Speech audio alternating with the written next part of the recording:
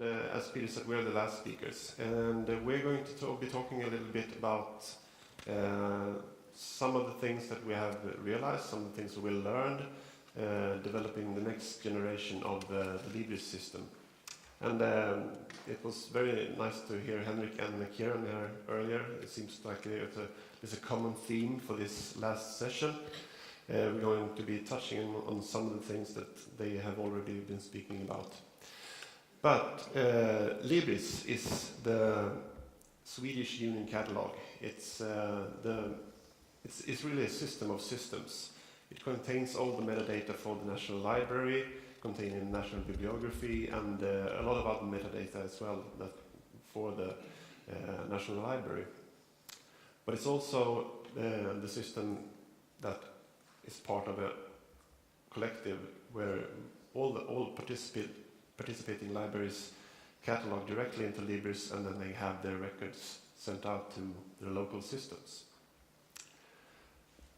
But first, I'd like to take a few moments just to look at some of the technical innovations that's happened in the 20th century.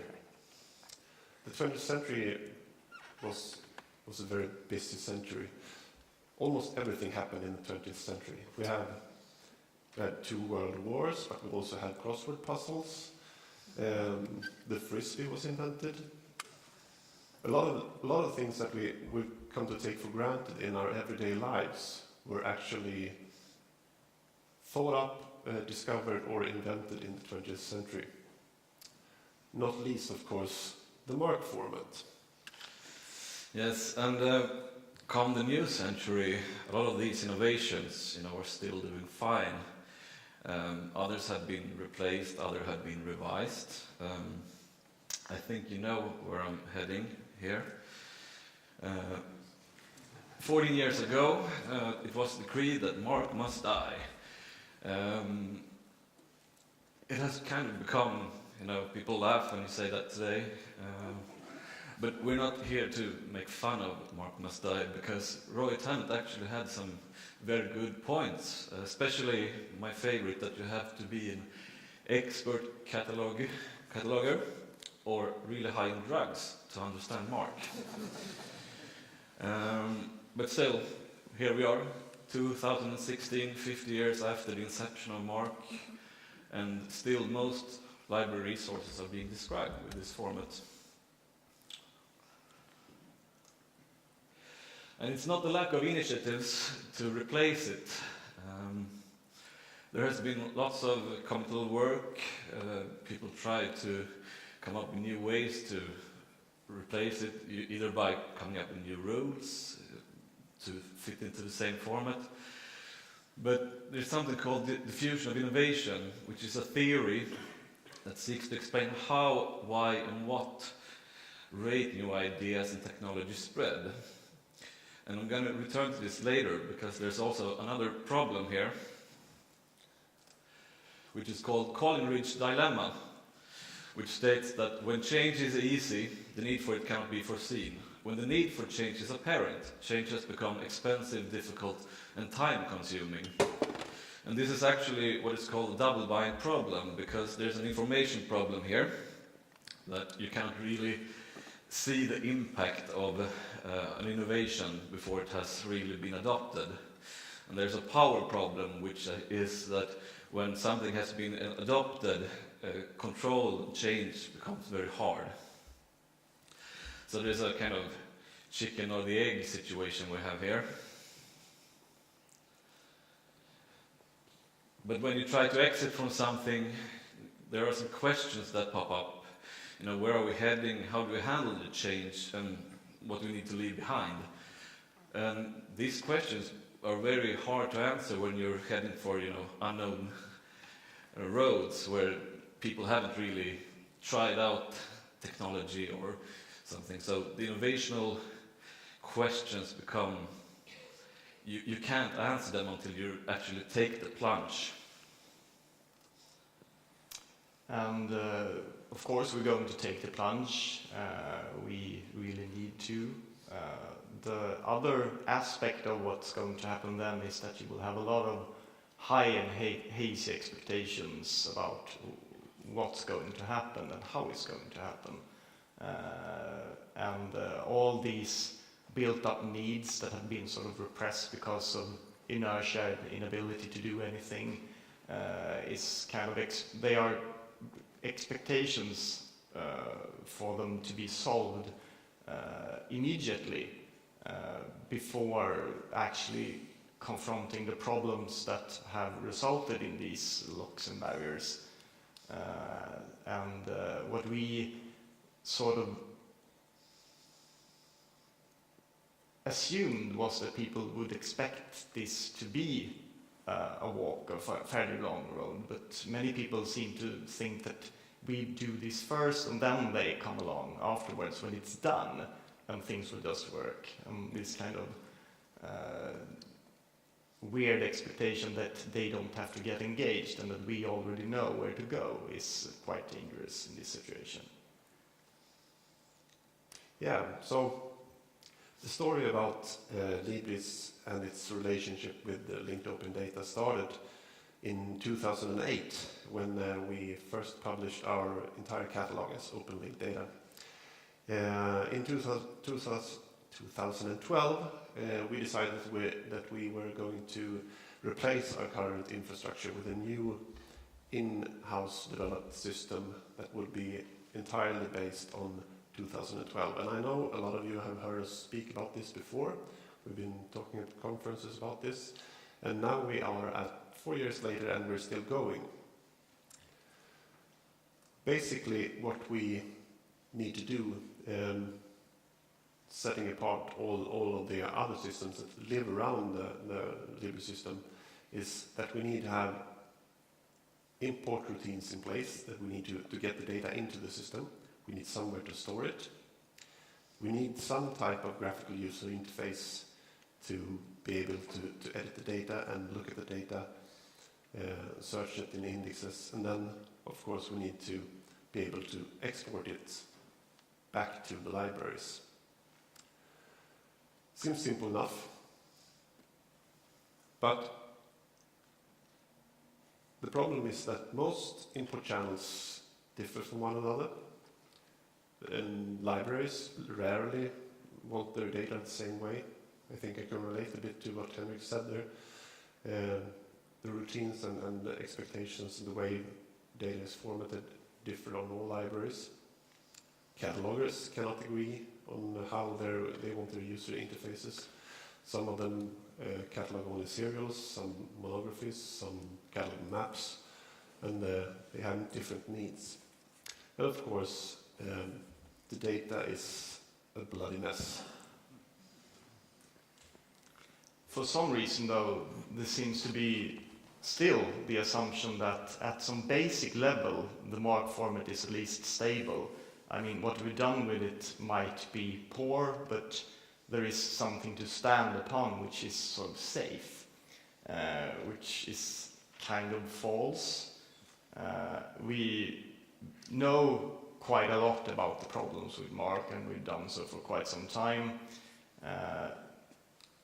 They are the problems that there is a lack of cohesion, there are very various and often ill-defined ways of expressing details, and you have no real notion of the identity of a thing, and all of these things which are effects of the structure of the MARC format in itself. So you can't really call something that leads to these kinds of messes a stable foundation.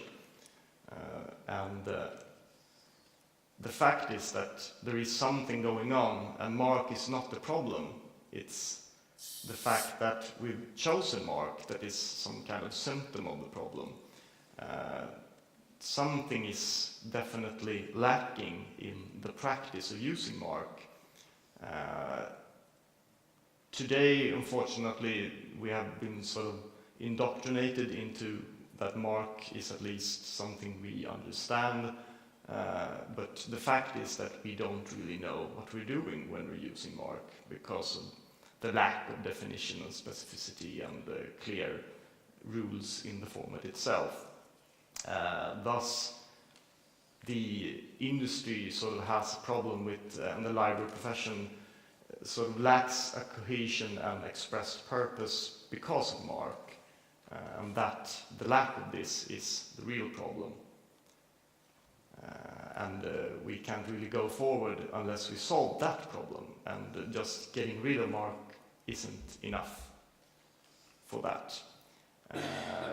We assume that we know what to do, but evidently we don't really do that. We try to talk to each other about the problems, but we don't really hear what we're saying. Quite often the developers hear some demand which the developers know is a false expectation or a false assumption. Librarians, on the other hand, get answers which they cannot comprehend at all, often using acronyms and technologies which they have not been trained to understand and thus do not yet believe in. And somewhere else someone is asking something very simple and specific, which should be connected to the things that we as developers and librarians talk about, but somehow we don't talk about those actual problems. And we also have the expectation of the user, and that is also something that is kind of hard to define, because we are all users in one aspect, because we behave in different ways in different contexts and we use data differently. Therefore, it's kind of more interesting to actually talk about the usage and the roles we have when we do that. Because there's something with the data that creates value when we use it. And we can't really know what that is until we make it available for people to use. And there's also the problem of difference between the needs and wants that we need to ventilate here. Mark has been kind of using the same hammer to smash all problems. So just replacing the hammer won't solve any problems. The other assumption is that, well, if we move to linked data, then we have solved problems. RDF solves them. Also, again, a false assumption. Because, of course, you can represent what you say in MARC in perfectly valid RDF without doing anything new. So this is a turtle representation of MARC, just straight up MARC. And this is RDF, and it's linked data, but it's fairly useless still. What is really going on when we're trying to use the new technologies is that we are trying to remove artificial barriers and expose new opportunities, but unless you understand them and you get rid of the old behaviors and start to ask yourself what you really wanted to do in the beginning anyway, and do this change, which is a cognitive change, and it's a shift in focus, and it's pressing the need for being more direct and understanding and thinking more of the holistic view of the situation you're in. It doesn't really matter what technology you use. We really like the linked data technology, but we know that it just exposes you to something new. It doesn't turn you into an expert in what this enables. And just removing barriers is not really enough, because to adapt change you have to first also believe in it. And to tie in with the diffusion of innovation is that you have these kind of eras where you have the early adopters, you have people all seeing, okay, something is happening here, it looks good, I'll jump on the train. And these come through a couple of points, which is, the first thing is that you have the relative advantage. You have something that is going to be replaced. And if you don't believe that the thing that is going to replace the old is better than that, well, then you don't bother. You also have the compatibility, which means that, okay, is this innovation consistent with what we have done before? I mean, if we were supposed to say, okay, we deleted the last Libris database, 40 years gone, let's start anew, let's do it again, because now it's better. That's not really going to fly, because you have to see a link from the old into the new. And then there's also the complexity. How hard is it to do this change? What do we need to learn? Here comes a lot of communication into play. And when you have these things, you have to also be able to try the new innovative state. I mean, you can't just expect that people will jump into the fire, so to speak, because when you have people trying things, you also get an observability in what works and what not works.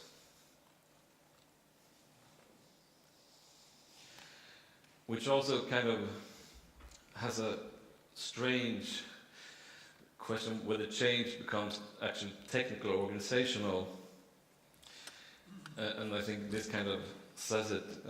Yes, the data is messy, but can't we fix it? New rules and technical possibilities do not align, Alice. Why? Uh-oh, dear. Let's look at the time I gotta run. You don't really take these hard questions and answer them. You realize that they are complex, but then you leave them there.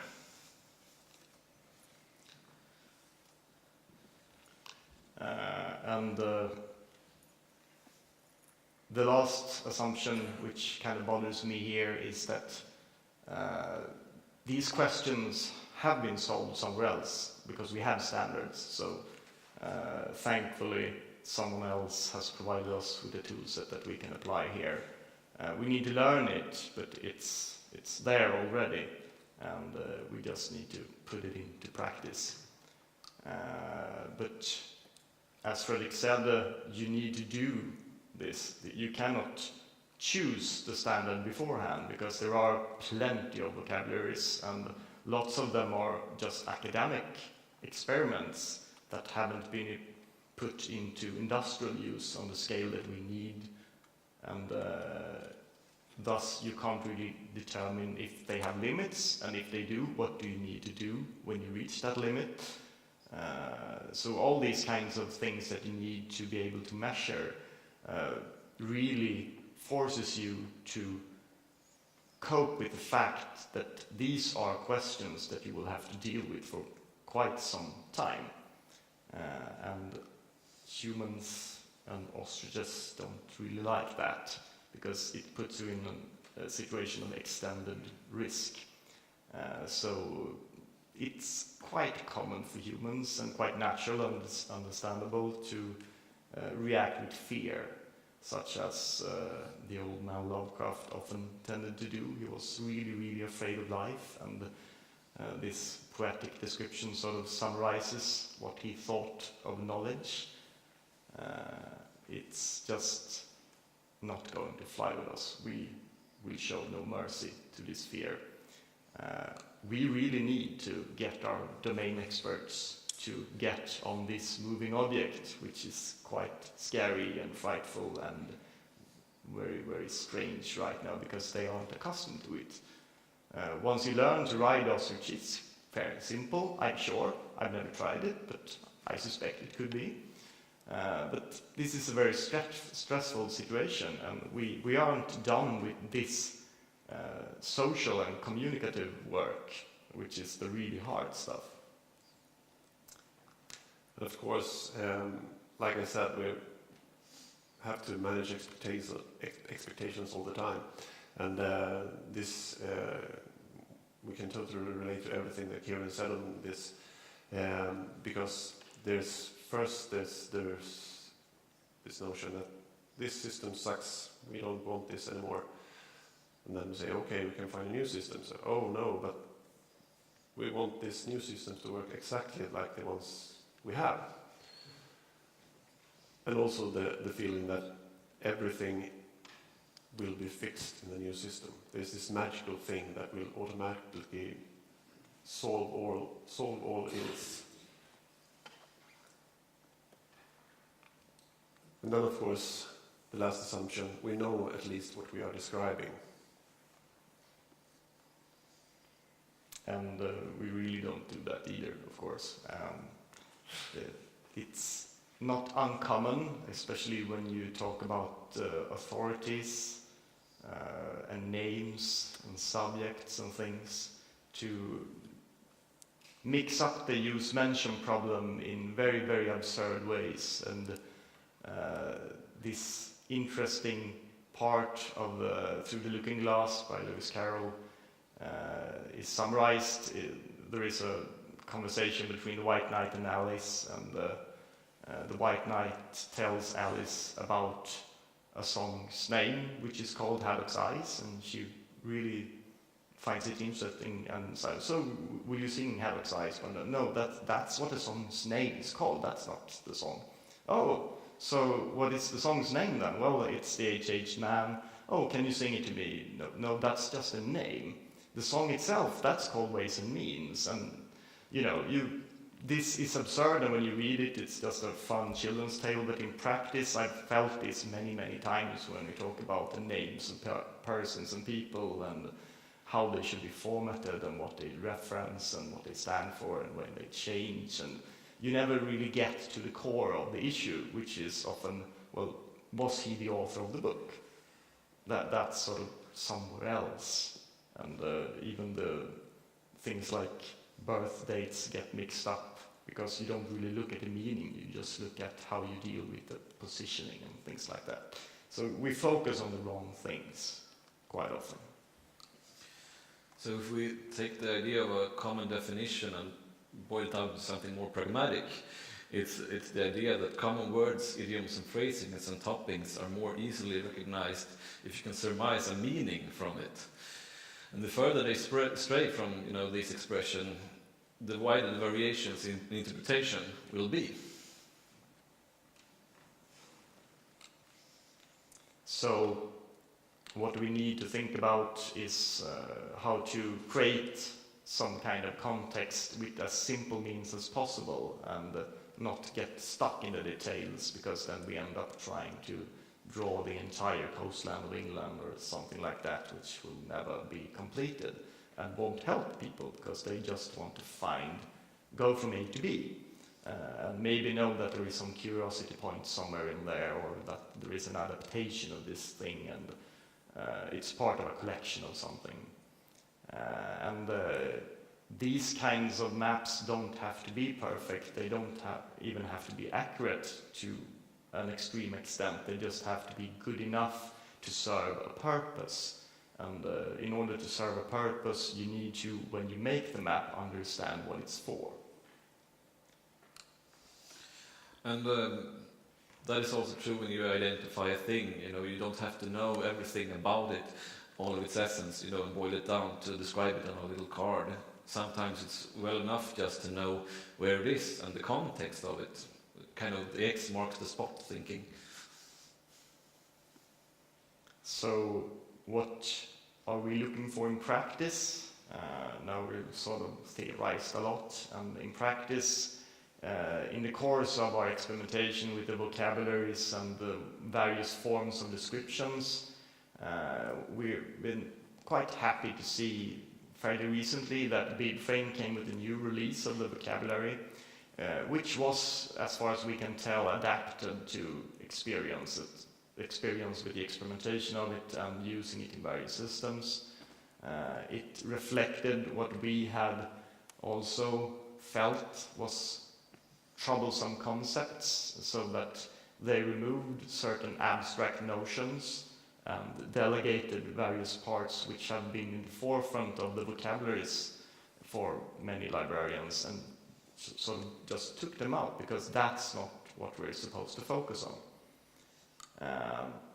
To a certain extent, you can say that there is a competition here between that approach and the approach done when you look at for instance, the RDA vocabularies and the level of abstraction that you have there, and the many and varied notions that you try to capture on a very idealistic level. The BibFrame approach is simpler, more direct, now more concrete than before, still quite small, and it delegates to, for instance, the RDA value lists in order to provide one possible means of expressing details around carrier but it isn't locked down to that, and it doesn't say that you need to have this or nothing. So it's quite open, and it's more of a backbone than anything else, which is very promising as a starting point. I list closer to entities hidden in Mark 21 as both a plus and a minus, because the fact is that we need to do this in small steps means that we need to preserve a lot of things that are expressed in quite complex constructs in Mark, and BibFrame has managed fairly well to make them legible to a certain extent and connect them to some kind of reasonable entity